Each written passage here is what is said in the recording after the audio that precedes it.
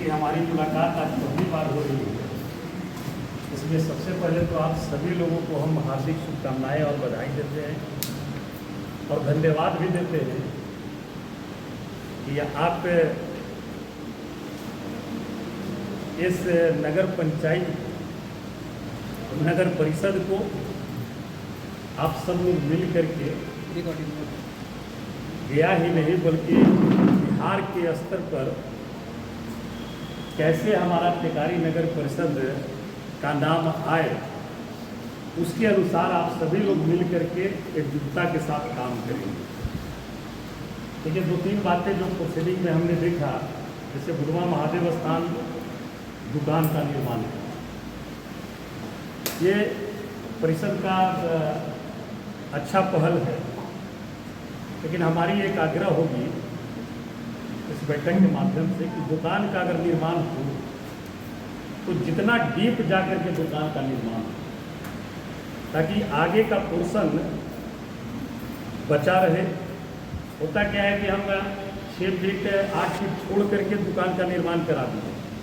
पीछे और भी स्पेस बचा हुआ है, तो पीछे से दुकान का निर्माण कराते हुए पीछे में दुकान का निर्माण कराएं और आगे जो रास्ता जा रही है तो 7 फीट 8 फीट रास्ता छोड़ करके 8 फीट छोड़ करके उसके बाद शेष जो दुकान के सामने जो प्रति जमीन रहेगी जितना बाई जितना, तो उसके हिसाब से जो दुकानदार उस दुकान को लेंगे,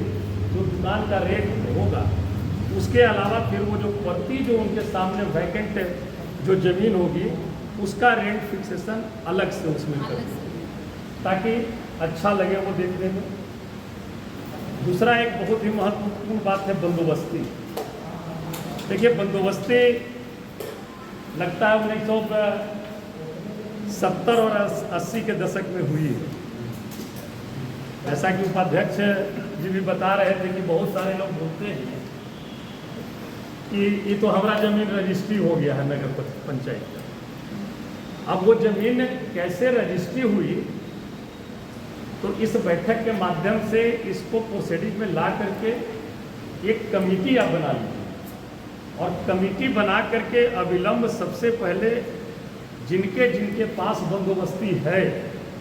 सर्वप्रथम तो उसकी जांच हो बाई नेम कि किनके किनके पास बंदोबस्ती है और कितना जमीन बंदोबस्ती में है और वो बंदोबस्ती का प्रकार क्या दिया गया था, उस प्रकार को भी जांचने की आवश्यकता है। अगर उस प्रकार के संबंध में अगर वो बंदोबस्ती है और उसी रूप में अभी तक वो कायम है, उसका रेंट फिक्सेशन कैसे पहले हुआ था, कितना क्या वो किराया दे रहे हैं, जिस समय बंदोबस्ती हुई उस समय किराया कितना था और अभी के हिसाब से उसका किराया कितना है और उसकी वसूली जा रही है कि नहीं, उसकी सबसे पहले तो कमेटी बना करके उसकी जांच करनी और जो भी इसमें दोषी हो, चाहे वो जो भी हो,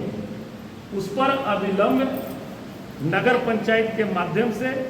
उस पर कार्रवाई। जहाँ पर छुड़ाना है आप छुड़ा लीजिए।